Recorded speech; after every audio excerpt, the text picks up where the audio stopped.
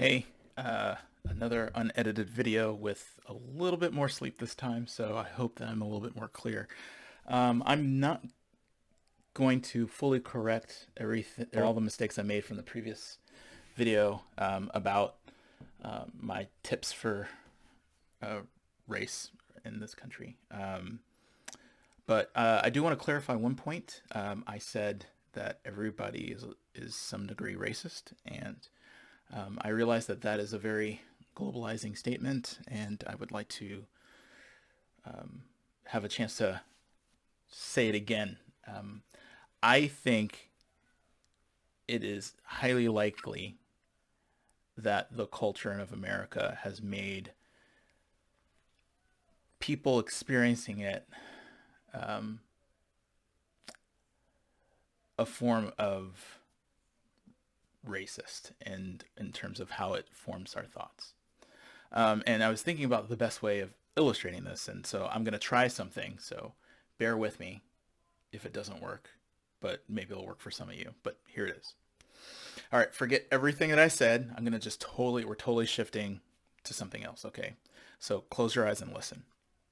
So imagine it's it's in the Midwest somewhere.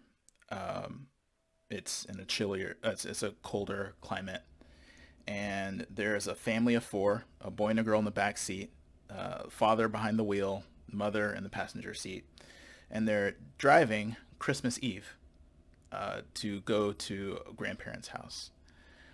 It is the sun is just setting, and they're driving along, and the mother turns on the radio, and the Christmas music is going.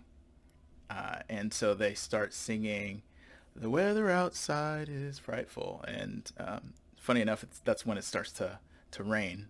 Sorry, to snow. Snow starts to come down, and so they're driving along, and they're all singing and having fun. And right as the family turns to the ramp to enter the freeway, um, the mother and father look at each other and say that they love them. They say, "I love you." And I want you to think about what happens next. Now, if you're thinking they probably get into a car wreck or something horrible happens, that's typical because that's how like horror movies start or like tragic stories start because everyone's having fun and then boom, something happens. And so this is kind of like the illustration I wanted to to put in your mind of how the media can form the way that you think and how it can change your perspectives on things because it kind of trains you of that this is how the story goes and this is what's going to happen.